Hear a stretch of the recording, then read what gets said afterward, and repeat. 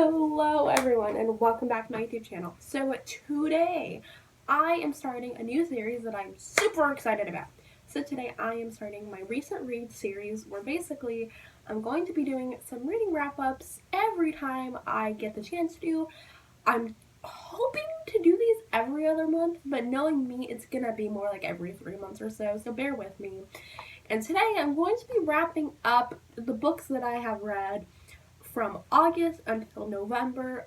I am skipping some books. So first of all, I'm not going to be going over any books that I've already talked about in videos, and I will also not be going over books that I DNF'd or read for school because I have very few thoughts about those books, so I don't see the point in talking about them right now.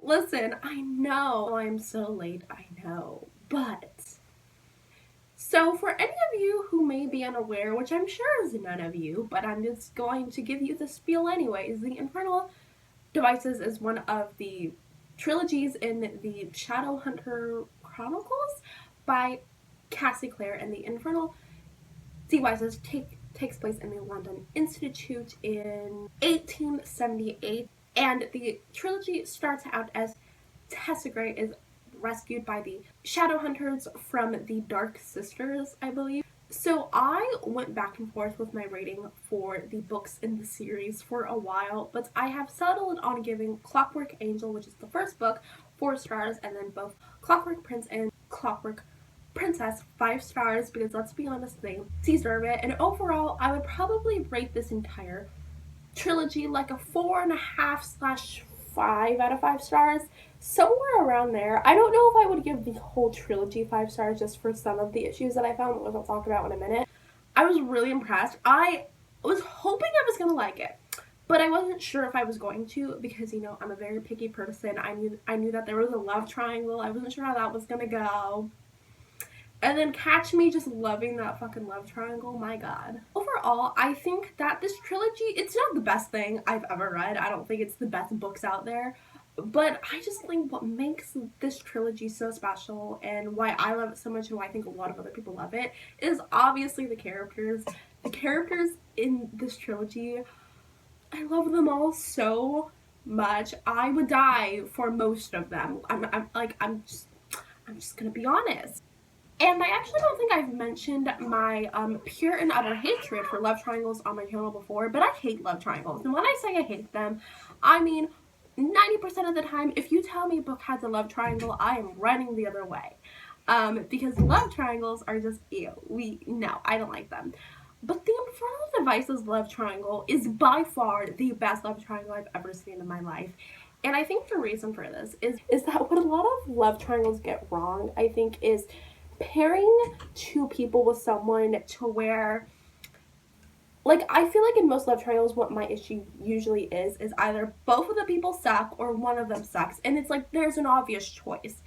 And I think what makes this love triangle so great is, first of all, we can argue who really is the center of the love triangle, because I mean, I've seen so many posts about Jem being the center of the love triangle, and like, you're not wrong. So like, is it Jem? Is it Tessa? Is it Will? Honestly, who fucking knows? It's just like an all around, like, it's an actual even love triangle. Honestly, since all of them involved are just such amazing, like, people, I'm gonna take the direction of Tessa being the center of the love triangle for this. But I really think that Will and Jem are both so good for Tessa, but in different ways.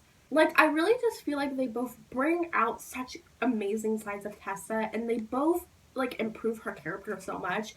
And I really don't think Tessa would be the person she is by the end of the trilogy if it wasn't for Will and Jem. Like, I think they really just help her grow and improve, and I love them all so much, and that's what makes this love triangle just so amazing. And I loved how it ended. I also wanted to mention the world building and writing style of this trilogy, because holy shit, this is why I love urban fantasy so much, because I love seeing how authors can take just, you know, these like fantasy like elements and add them into our world and see how that changes things. And especially in the historical setting of the Infernal Devices, I loved just seeing kind of how that changes like history and kind of how the shadow hunters affect the world. And the writing style draws me into that historical setting so well, and I really just think it brings it all to life, and I just loved it so much. But I do have to admit, and this is probably the reason that I can't give the entire trilogy 5 stars, is the plot isn't there. Like, let's be honest, no one reads this trilogy for the plot. No one. And I'm not saying the plot is garbage, because I think it has a good, intriguing plot, but I think the structure of it is a little iffy. I have read a lot of reviews of the Infernal Devices, and I know how a lot of people aren't a huge fan of the climax in particular of Clockwork Princess. And, you know, I can't blame them, because story-wise, like, in that moment, I thought it was a badass and I thought it was really cool, but looking at it from a writer's point of view and looking at it, like, structurally, it doesn't make any fucking sense. Like, the entire structure of the trilogy, it doesn't make sense to me. Like, I think that could have been done a lot better, and I think that there could have been a more apparent plot. Like, I felt like a lot of the times the plot kind of just blended into the background. Like, it felt like the characters and the romance was more, like, I felt like that was more at the forefront of the trilogy than the plot. And for me personally, I don't really care. Like, I love character-driven stories, so as long as there's some element of plot, which there was, I'm usually fine. But I wanted to mention it because I definitely think that if you're someone who reads for the plot, the Infernal Devices is not the trilogy to read. So the next 2 books that I read were Gentleman's Guide to Vice and Virtue and The Lady's Guide to Petticoats and Piracy, along with The Gentleman's Guide to Getting Lucky. These are all books in the Montague siblings trilogy series, whatever. So this one doesn't have a dust jacket because I get a lot of my books from thrift books, and they didn't send me a dust jacket with this one. And am I still bitter? Yes.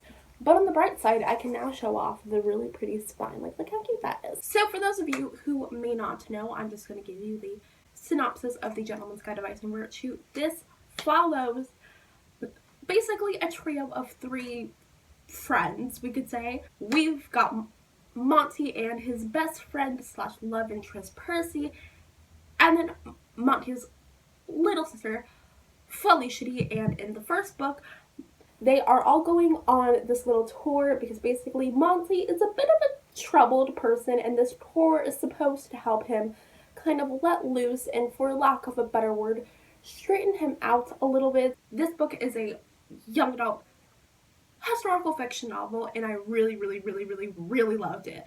So as far as rating goes, I gave the first book 5 stars, and then I gave the novella 4 stars, and then I gave The Lady's Guide to Petticoats and Piracy 3 stars. And honestly, I'm just now realizing that my thoughts on the Infernal Devices are very similar to my thoughts on this series. So with this series, I think that the world building and characters and the writing style, like, I think all of that is, like, phenomenal, top tier. We love to see it. But I think that the plot, it kind of fades into the background, I'm not gonna lie. And I think that this is more the case with Felicity's book, to be honest. Since I'm not much of a let's read for the plot kind of person, it doesn't really bother me in the series, but I just think it's important to mention for those of you who care about plot more than I do. With the series, it is abundantly clear that the author has done a ton of research and work into these books because it really feels like an authentic historical setting, and I love, like, the historical aspects of it, and I love how the writing style really just brings out that historical fiction, like, vibe of the setting, if that makes sense. I don't know if it does, but I felt like when I was reading, like, just the writing style made me feel like, yes, this is a historical fiction book, like, absolutely. I have to be completely honest, my favorite part of this entire series is Monty and Percy. No competition. They are soulmates. They are my OTP. I love them so much. I don't think I've been so invested in a couple in a really long time. Like, I love Monty and Percy, okay?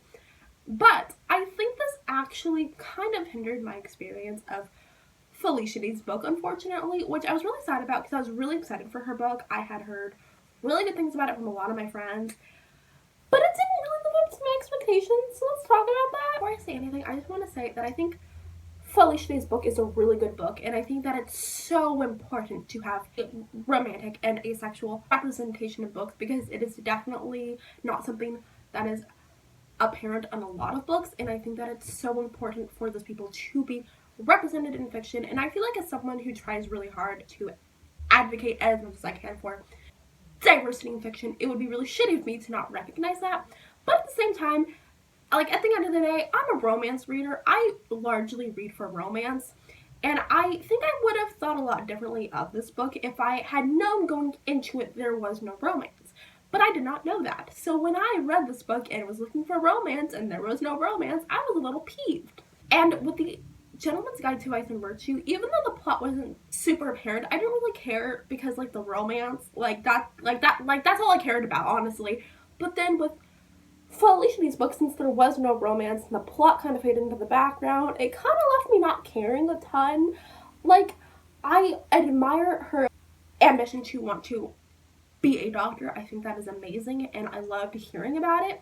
But at the same time, there's only so long that I can care about that before I'm like, okay, where's the romance?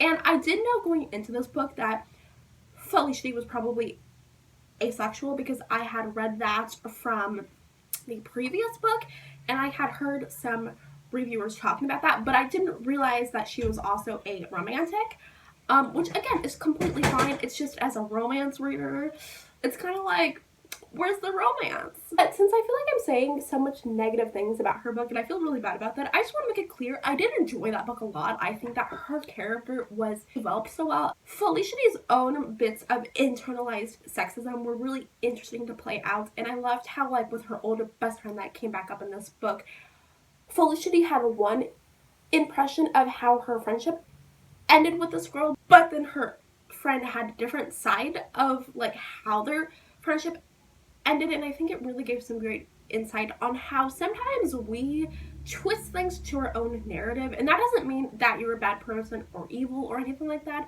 It's just something that a lot of people do. Also, since I haven't really talked about the novella, I don't have much to say on it. I thought it was really cute. The novella basically follows Monty as he is trying to get laid, essentially, is the plot of that one. It's very short. I read it on audio. If you can get the audiobooks for these books, by the way, I would highly recommend them. I only listened to it for the novella, but it was really fucking good. I really liked it. So all in all, I will just say that the Gentleman's Guide to Vice and Virtue is probably one of my favorite books of all time at this point, and I did really, really, really love the novella, but Felicity's book just didn't hit the mark that the Gentleman's Guide to Vice and Virtue did for me. So the next book that I read, I really liked this one, and this was Sulfur Eye. Sulfur Eye follows a 28-year-old woman named Gemma as she is figuring out her sexuality and realizing that she ain't straight, and it kind of just follows her as she deals with having a crush on her straight best friend, who I believe is engaged or married and is pregnant, and also dealing with trying to move on and trying to, you know, find a girl to be with, but also coming out because, you know, she's not out to anyone. I really, really, really love this book, first of all, because there are not nearly as much, like, coming out stories for older people. And while, yes, I am a young person, I think that it's unfair to kind of almost push the narrative that everyone has their life figured out at 16, you know, just because I came out when I was young doesn't mean that everyone knows that early on, and I think that's completely fine. Well, even though Gemma is literally a decade older than I am, I really related to her in a lot of ways. So, for the record, I am an extrovert, but I am a shy extrovert. I do not like introducing myself to people. It is very weird, and I also have social anxiety, and I just loved Gemma because she was shy and introverted and awkward, and I want to see more awkward 28-year-olds in adult fiction, okay? Like, give it to me.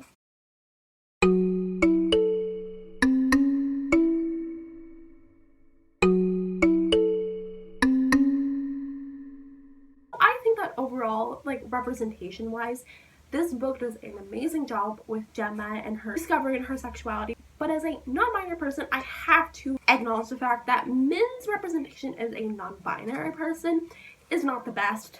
There are books with far better non-binary representation out there, but anyways, that's just my thoughts on that whole thing. And overall, if this book sounds interesting to you, I would really recommend it. I think it's a really cute and a really important story, and I really enjoyed it.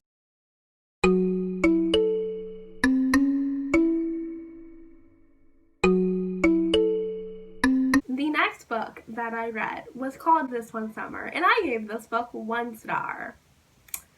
You know what? I've been on a string of really good books, so it was just a matter of time where I read one that sucked ass.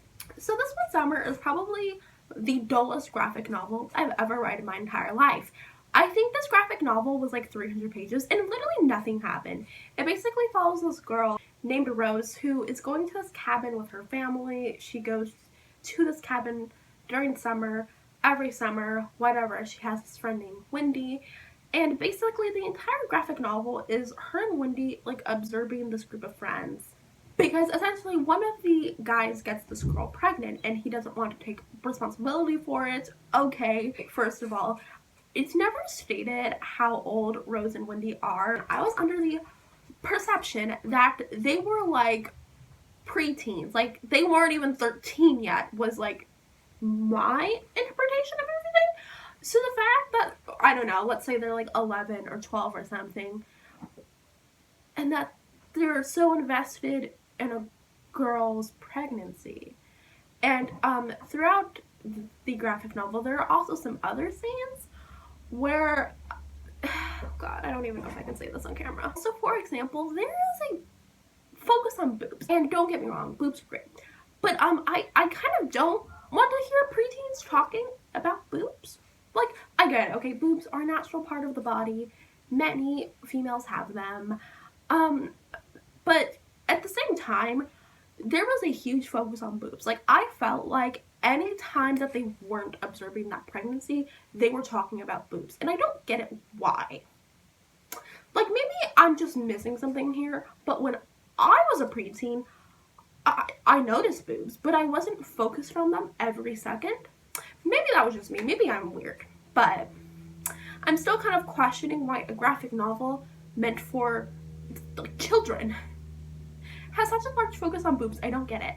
And Rose body shames like Wendy and other people like all the fucking time. And she just doesn't take responsibility for it. And even when Wendy calls her out on it, Rose is like, what are you talking about? I don't body shame. You are just being insensitive. No. I didn't say this. I said this. And I think Rose is the youngest gaslighter I've ever met in history. Like, my God. And I also want to mention that Rose is not the only shitty one, because Rose's mother was joking about how Rose is in love with an 18-year-old. Wow. Let me repeat that. An 18-year-old. Rose is a preteen. A preteen. Let's say she was 12. A 12-year-old and an 18-year-old. I think I just like died inside just a little bit. I hate when people do that. I hate when people tell kids, oh yeah, you totally have a crush on that older guy. Like, ew, stop telling kids that. Stop promoting pedophilia, people. Like, what the fuck? Oh my God. No. Okay, sorry. Anyways, in conclusion, I hated This One Summer and I do not understand. So many people love it on Goodreads and I do not get it. Like, did we read separate graphic novels? Because I'm really confused. Yeah, I did not like this book at all. So, next! So, the next book that I read is this lovely lady. This follows a gender fluid person. Yes, I said gender fluid, named Tio, who is basically going to this place of Vanilla. I hope I'm saying that right. I don't think I am, but just go with it. Because basically her dad has been poisoned and she is going with her brother to take his place. Now, her brother is supposed to take her dad's place, but Tio wants to learn to shapeshift because she is a Strega, also known as a magic user. So she wants to learn how to shapeshift into a boy so that she can take her father's place instead of her brother, because her brother does not want to take their father's place, essentially. And Tio meets this other Strega named Celio, who shapeshifts in between being a boy and being a girl. Yes, they are also gender fluid, and basically asked Celio to teach Tio how to shapeshift. And there are just so many passages in this book where I read it, and I just thought, this is how I felt. This is how I felt about my gender for such a long time, but I've never been able to articulate it. And I did read this, like, after I knew that I was gender fluid. Like, I read this fairly recently. But it's just, I feel like even if you do know that you're non-binary or gender fluid or whatever, it's really different to read a book where a character explains how they feel and you're like, yes, I'm not the only one. Oh my fucking god. So moving on, I obviously loved the relationship between Tio and Celio. They were just so cute, and I love how Celio is able to help Tio like understand their gender and express themselves in a way they had never been able to do so before. Okay, this is a little bit of mature content, but their sex life is fucking phenomenal, because let me tell you, when they fuck in this book, they shapeshift. So that basically sometimes like Tio is in like a girl form, sometimes he's in a boy form, sometimes Celio is a girl, sometimes he's a boy. And it's just, when I read that, I was like, man, they have the best sex life ever. Something else that I want to mention about this book is Tio, because obviously they are our main character. I love their character so much because they grow, God, so much from, you know, the first chapter. And part of like their arc that I really enjoyed was when Tio eventually shapeshifts into a man, and it takes place for her father / her brother.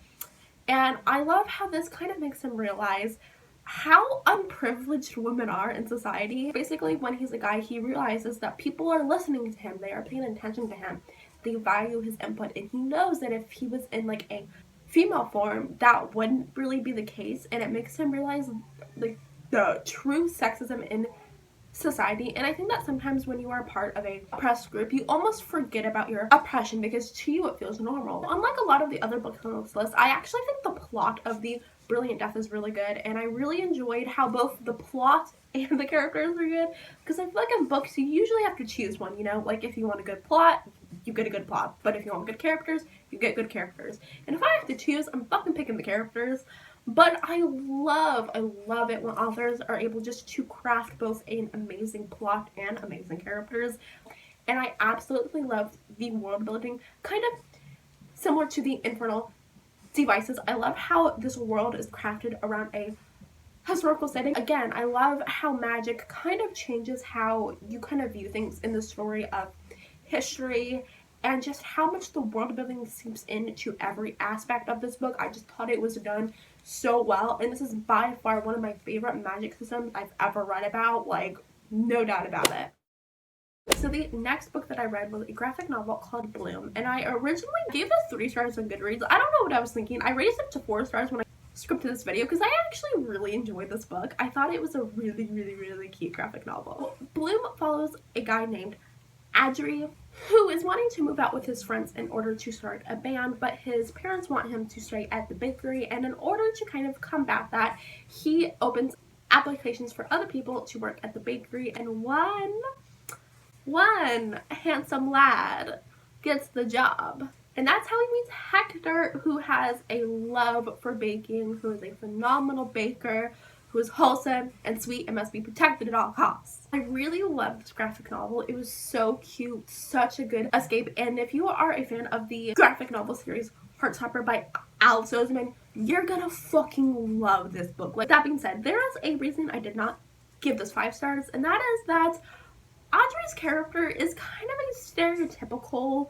portrayal of a guy who isn't straight, but I just felt like he played into that over dramatic and pretty clingy stereotype. There is literally a part in this graphic novel where basically I think Hector goes away for a few days, and like they don't really talk, and Audrey is like, what am I gonna do? I'm gonna die without him, blah blah blah blah blah.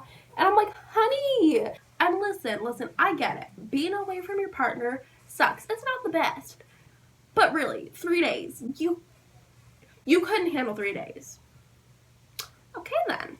But with that being said, I honestly think that Audrey and Hector are such a cute couple. They're just so cute together, and the art style of Bloom is just the most aesthetically appealing thing ever. I love the blues and the grays and the blacks and the whites. I just love the simple palette. It just looks so cute, and I would highly recommend it if you're looking for a cute, wholesome, quick read. I read this in one sitting. That's the thing I love about graphic novels, is you can read them so quickly. Like, oh my god, like, we love to see it. And yeah, so if you were looking for a really cute graphic novel, read Bloom. It is so good.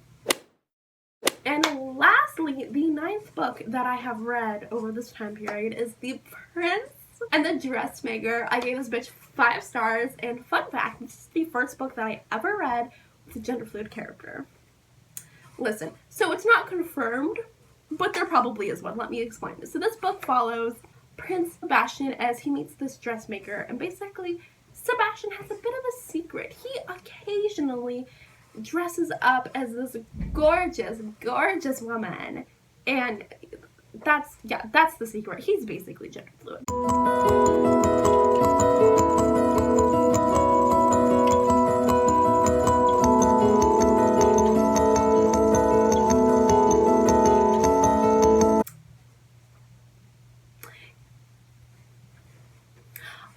I read that and I was like, our queen is gender fluid, oh my god.